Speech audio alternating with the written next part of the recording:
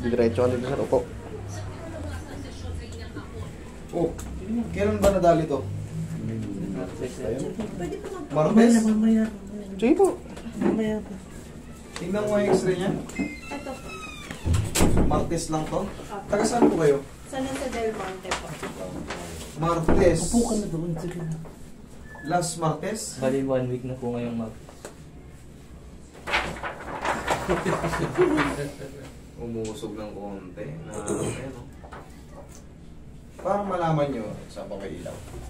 Tingnan nyo maigi. Tingnan nyo rito ang luwag.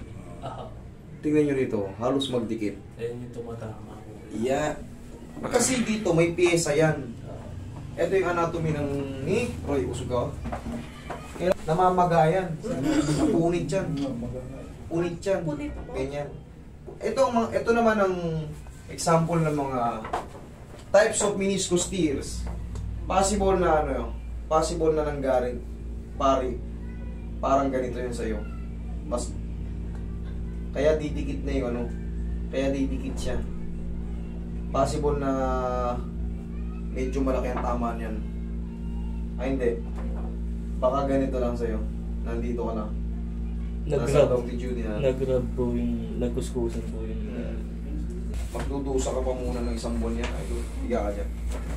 Pero, hindi siya makalakad, di ba? Tayo ka nga. Nagtutukot ko. Lakad ka nga. Sige, lakad. Alalay na alalay. Yan, okay, sige, higa ka. Tignan nyo mahingi, ha? Ililipat ko yung tuhod niya sa balakang. Higa ka dyan.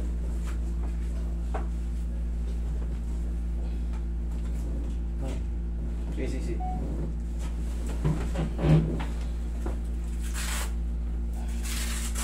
Hindi rin maganda sobrang daming nilalagay. Meron ka ng ganito, meron ka pang ganito.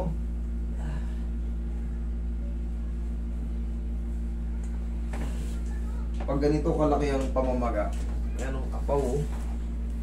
Ang discard dyan, pagka may ganito kalaki ang pamamaga, ang pilay nyo, pinaka-discard dyan, haplusin nyo muna ng pagmamahal. Kasi ganyan, stress na stress yung mga yan, tendon, muscle, ligament, stress na stress yan sila. Kaya ang dapat dyan, haplusin nyo muna ng pagmamahal bago nyo adjustin. Pero yung mga dapat pumupunta ng ganito kamaga, kita mo naman, magang-maga. Nanginginig-nginig pa yung mga laman-laman niya. Sobrang dapat may baong ka talaga 10 kilo na sa loob. Kasi pag ganitong magang-maga, normal to na may pain. Pero siyempre nasa nag-handle din yan. Nasa taong hahawak din yan. Okay, pa-friend. Yan, kailangan ba, kahit paano, haplusin mo muna ng pagmamahal. Siyempre, ng pao. Kasi walang aw sa pao.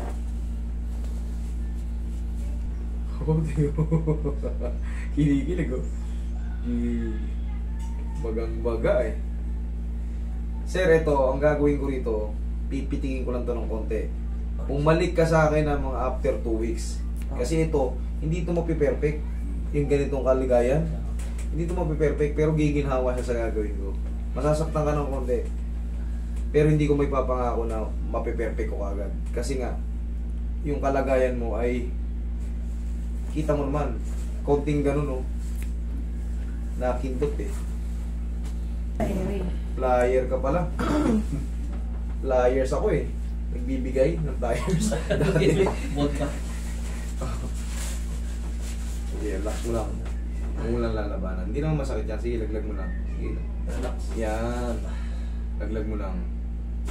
Yan. O, last na to. Huwag mo lang lalabanan. Thank you. Okay. Yun lang yun. Mamaya mas madidiin niya na to. Nakita ko sa actual. Nakita.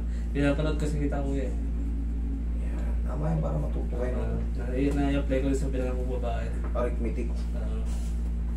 Okay, tapos na. Ilaglag mo lang katawan mo. Yan. Huwag mo nilagay yun. Makukompress lang yung dugo mo rin. Sobrang dami. Isa-isa lang. Okay na isa lang. Di na maganda pag marami na nakaipit.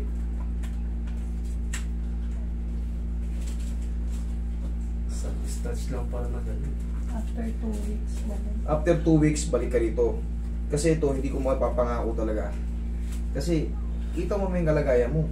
Pag may rayuma kuya, pagka Huwag mo lang lalaban, laglag mo yung tuhod mo. Sige, laglag mo lang. Yan, laglag mo lang. Hindi naman masakit na to. Okay. Testingin mo ngayon kung anong mas maganda kumpara kanina. Testingin mo ngayon.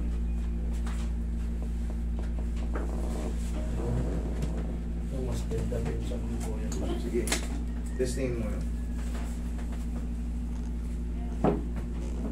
Lakad ka. May tatapak man ako rin. Hindi, tignan mo. Diretso yung katawan niya. Oo, hindi na sila Ilapak nga eh. Kanina, May nakayuko. kanina hawak niya eh. Oo. Ano mas maganda? Diba? Medyo nahirap yung problem. Improvement na. 2 weeks, mas magsusubside pa yan. Balik ka rito kasi gaya nga nasabi ko, hindi may papangako na ma-adjust ka agad dyan. Gawa ng siyempre, Wala pa. initignan ko rin yung kakayahan mo. Diba? Ayoko rin naman mahimatay ka sa sakit. Tsaka hindi naman dapat pinipilit yan. Kailangan lang tamang pag-handle. Huwag ka magmadali. Kasi kahit naman pilitin ko yan, same lang din ang kirot. Eh, doon na lang tayo sa sa tamang handle. Diba? Ganon din yan eh. Mag-ano ka rin eh. Magpapa-retouch ka rin sa akin sa mga susunod na mga linggo eh. Sa akin,